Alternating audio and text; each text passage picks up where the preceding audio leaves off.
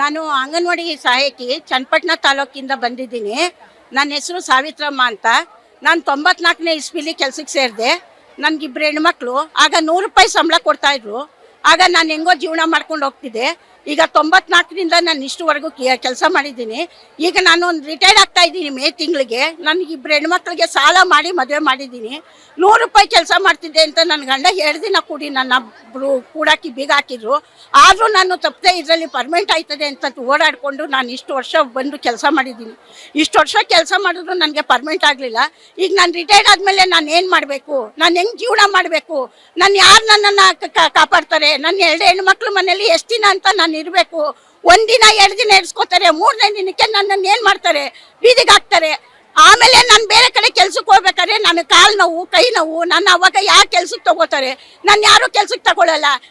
ನೋಡಿ ಸಿದ್ದರಾಮಯ್ಯನವರೇ, ನಾನು ನಿಮ್ಮಲ್ಲಿ ಅಕ್ಕ ತಂಗಿಯರು ಅಂತ ಒಂದು ತಿಳ್ಕೊಂಡಿದ್ದೀನಿ. ದಯವಿಟ್ಟು ನೀವು ಒಬ್ಬ ಮಂತ್ರಿ ಆಗಿದ್ದೀರಾ, ನಿಮ್ಮಲ್ಲಿ ಒಬ್ರು ಅಕ್ಕ ತಂಗಿಯರು ಅಂತ ತಿಳ್ಕೊಂಡಿದ್ದ ದಯವಿಟ್ಟು ಬನ್ನಿ. ನೀವು ಬಂದು ನಮ್ಮಲ್ಲಿ ನಮಗೆ ಪರ್ಮನೆಂಟ್ ಮಾಡಿ. ಎಷ್ಟೋ ಜನ ಅಂಗನವಾಡಿಯರು, ಕಾರ್ಯಕರ್ತರು, ಸಹಾಯಕರು ಎಷ್ಟೋ 50 ವರ್ಷಗಳಿಂದ ಹೋರಾಟ ಮಾಡ್ತಾ ಇದ್ದೀವಿ. ನಾವು ಬಂದಾಗೆಲ್ಲ ಬಜೆಟ್ಗಳಲ್ಲಿ 100 ರೂಪಾಯಿ, 50 ರೂಪಾಯಿ, ಟೀಚರ್ಗಳಿಗೆ 100 ರೂಪಾಯಿ ಆದರೆ ಹೆಲ್ಪರ್ಗೆ 50 ರೂಪಾಯಿ, ಹಿಂಗೆ ಬಂದು ಇವತ್ತು 6,500 ಸಂಬಳಕ್ಕೆ ಬಂದಿದ್ದೀವಿ. ನೋಡ್ರಿ, ಈಗ ನಾವು ರಿಟೈರ್ಡ್ ಆಗಿರೋದ್ರಿಂದ ಈ ಸಂಬಳನೂ ನಮಗೆ ಮುಗ್ದೋಗುತ್ತೆ. ಈಗ ನಮಗೆ ಪಿಂಚಣಿ ಕೊಡಲಿಲ್ಲ ಅಂದರೆ ನಾವು ಹೆಂಗೆ ಮಾಡಬೇಕು, ಏನು ಮಾಡಬೇಕು? ನಮಗೆ ಮನೆ ಇಲ್ಲ, ಮಠ ಇಲ್ಲ, ಏನೂ ಇಲ್ಲ. ಗಂಡು ಮಕ್ಕಳಂತೂ ಮೊದಲೇ ಇಲ್ಲ.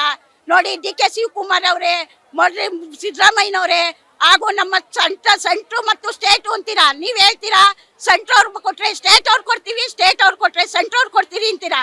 ಆದ್ದರಿಂದ ಸೆಂಟ್ರಲ್ಲಿ ಮೋದಿ ಅವ್ರು ಕೇಳ್ತಾ ಇದ್ದೀನಿ, ಸೆಂಟ್ರ್ ಅವ್ರಿಗೆ ದಯವಿಟ್ಟು ಕೈ ಮುಗ್ದು ಕೇಳ್ಕೊತೀನಿ. ಮೋದಿ ಅವರೇ, ದಯವಿಟ್ಟು ನಮಗೆ ಪರ್ಮನೆಂಟ್ ಮಾಡಿ, ನಮಗೆ ಪಿಂಚಣಿ ಕೊಡಿ. ಸಿದ್ದರಾಮಯ್ಯನವರೇ, ದಯವಿಟ್ಟು ನಿಮ್ಮನ್ನು ಕೇಳ್ತಾ ಇದ್ದೀನಿ, ಕೈ ಮುಗ್ದು. ನಾವು ನಿಮ್ಮಲ್ಲಿ ಒಬ್ಬ ಅಕ್ಕ ತಂಗಿಯರು ಅಂತ ತಿಳ್ಕೊಂಡಿದ್ದೀವಿ.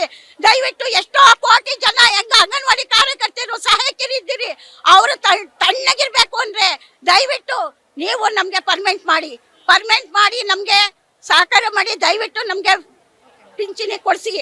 ಹಂಗಾದ್ರೆ ನನ್ನ ಹೆಸರು ಸಾವಿತ್ರಮ್ಮ ಅಂತ, ಚನ್ನಪಟ್ಟಣ ತಾಲೂಕು ಅಂಗನವಾಡಿ ಸಹಾಯಕಿಯಾಗಿ ಕೆಲಸ ಮಾಡ್ತಾ ಇದ್ದೀನಿ. ದಯವಿಟ್ಟು ಮಾಡಿ. ಮೋದಿ ಅವರೇ, ದಯವಿಟ್ಟು ನೀವು ಕಳ್ಳೆ ತೋರಿ. ಎಷ್ಟೋ ಕೋಟಿ ಜನಗಳಿಗೆ ಅನ್ನದಾನ ದೇವರು ಅಂತ ತಿಳ್ಕೊಂಡಿದ್ದೀವಿ. ದಯವಿಟ್ಟು ನೀವು ನಮಗೆ ಮಾಡಿ, ನಮಗೆ ಪರ್ಮನೆಂಟ್ ಮಾಡಿ. ನಿಮ್ಮ ಕಡೆಯಿಂದನೂ ಕೊಡಿಸಿ, ಸ್ಟೇಟು ಸೆಂಟ್ರು 2 ಕಡೆಯಿಂದ ಕೊಟ್ಟು ನಮ್ಗೆ ಪರ್ಮನೆಂಟ್ ಮಾಡಿಕೊಡಿ.